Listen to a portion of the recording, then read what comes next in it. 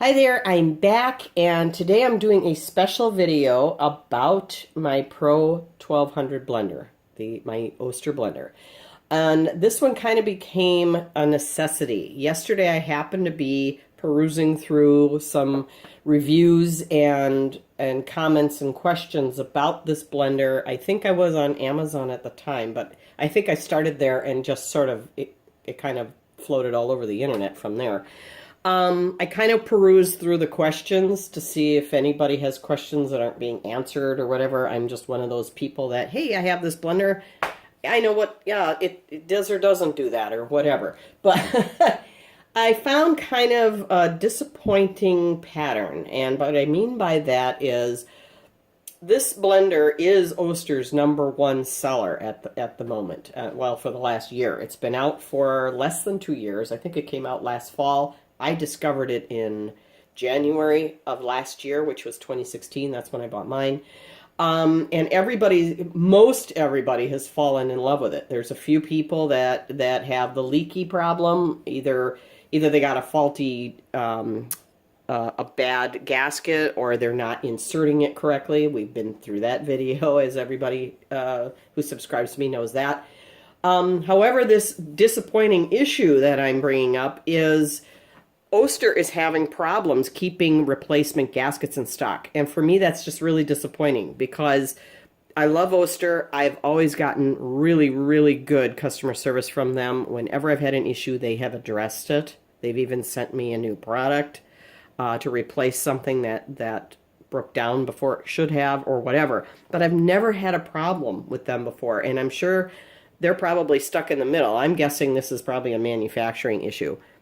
Needless to say, it still makes it very frustrating when you have this blender that you can't use. It's useless. Obviously, it's going to leak all over the place. Why put anything in there when it's going to be running out the back all over your countertop? So this kind of got my brain going yesterday thinking, I wonder what could be used in place of this one that comes with it. This is the one that came with my blender. The one on their website and on the replacement page are gray. I don't know why mine is black. The one in my original blender was also black.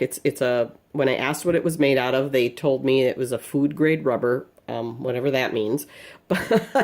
But at any rate, it is very unique, as you all know. Those of you that have this blender, it's not only is it a unique size because of the wide base, it's not the same size of any of their other blenders. It also has these notches cut around, so it locks into the cap, the base, when you have it all put together. So it has a lot of unique features going on that make it hard to replace with something different. So I kind of got thinking about this, and it made me think back to when I got this blender way back in January of last year, the very first one. And when I took it apart to clean it and see how it went together and see how this locked in and all that jazz, I thought, if I could change one thing, I kind of wish this were silicone rather than rubber.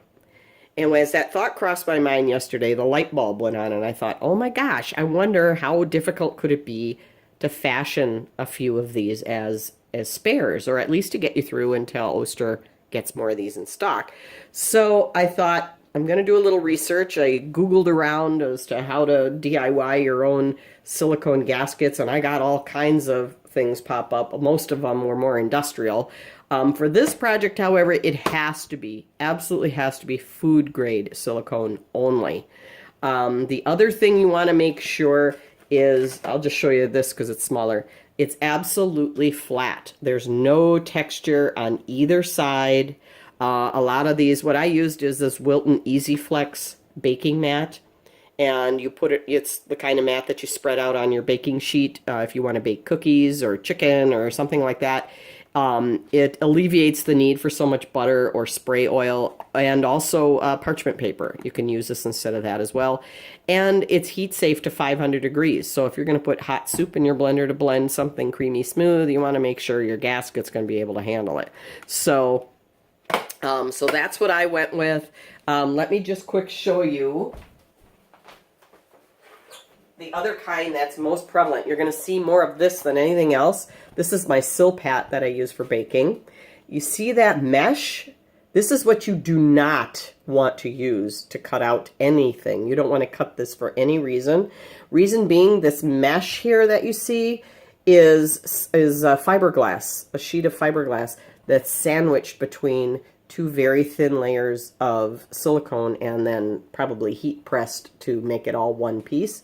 You do not want to use that. That will introduce a whole new problem. You'll go from having, you know, whatever else exposing your food to chemicals or whatever, to little threads of fiberglass. I don't want that in my system. So what I did, and I'm just going to show you real quick here, and if you do have a bad gasket, don't throw it out. You're going to need it as a template. So what you're going to do is you're just going to, let me get all this stuff out of here just for a second. You're going to open this up. It doesn't matter what brand it is. You could even go to Goodwill or somewhere like that. You could see I've cut a few out here. And find like a silicone, like a brownie or baking pan or even a baking sheet made out of this. As long as it's flat with no texture on either side, you can use it. It just has to be this kind and not the kind with the fiberglass in it. So you're going to spread it out. You're going to just place this on, you know, somewhere on here. You could easily get 6, maybe even squeeze a 7th one out of this particular sheet. It is 10 by 15 inches. So there is a little raised printing on the edges, so you want to avoid that because any texture is going to cause an air gap and then you have a leak. I tried pencil. I even tried pen. Pencil doesn't work at all. Pen, I could barely see it. I ended up pulling out a Sharpie. Make sure it's good and sharp. You know, it has a nice sharp tip to it to work with. You could even get the fine point if you have one of those. In a darker color that you can see, you're going to trace around the inside. You're going to trace around the outside. What I did is I just left open lines where the little indent notches were.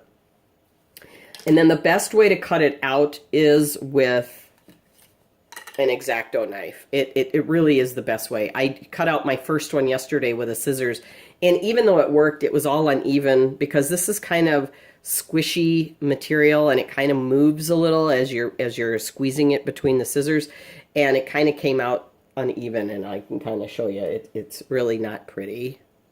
It worked, but you can see it's like really narrow on one side and kind of fat on the other. I did put it in there. It did work. You want a nice sturdy cutting board underneath as well, because you're going to need, you know, to cut into this. It doesn't take a lot of effort, but you do need to press, you know, fairly firmly to cut it through. Make sure your X-Acto knife is good and sharp. You could try doing it with a razor blade. Make sure the end that's in your fingers is covered. I wouldn't use a double edge, that's for sure, but if that's all you have, cover it with some masking tape or painter's tape or something to protect your fingers. But after you get that cut out, you're going to want to kind of lay this on top of it just to make sure the inner edge isn't so much an issue. You want to make sure the outer edges are the same size as your original, okay? Then you're going to, just like you do with the black one, we're going to lay that in there very carefully. Get it around those sharp blades. I've made a few of these. One of them does not have any notches in it. I wanted to try it out just because the silicone is slightly thinner than that rubber of the original one, and I wanted to try it out just to see if it worked. Okay, and it did. So all right, so we have it in there. Now we're going to mount it onto the bottom of the blender.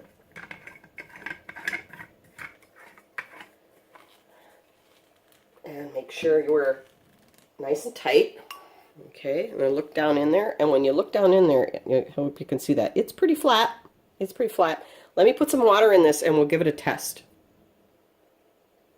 Okay, I've got water in here. I've got maybe a cup and a half or so. And there's nothing coming out, nothing leaking. My hand is nice and dry.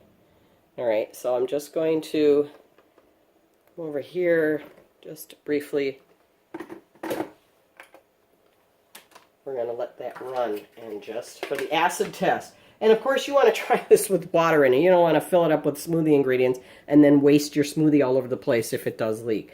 So let's give it a go.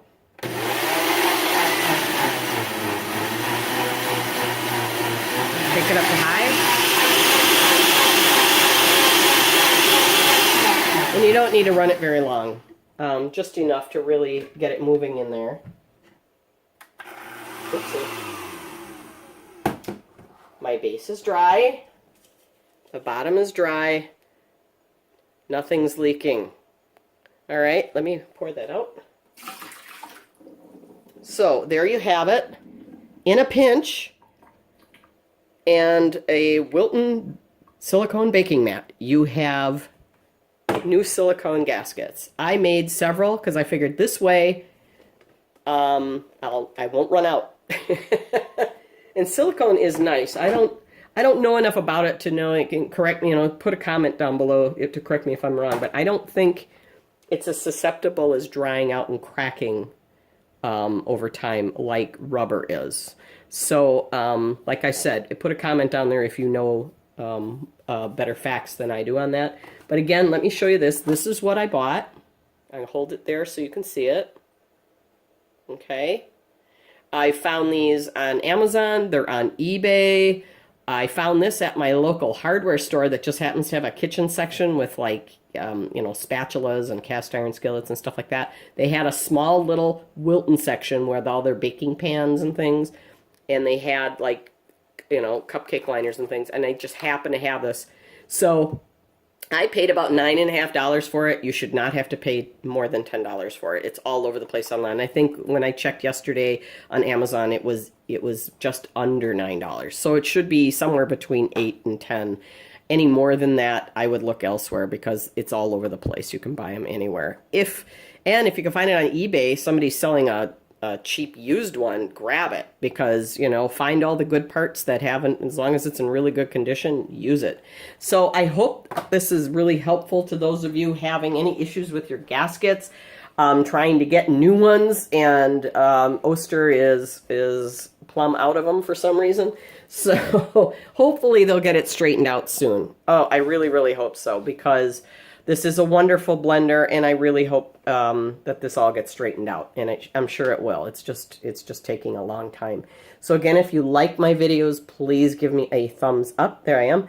And don't forget to subscribe so you don't miss any new uploads. Have a great day.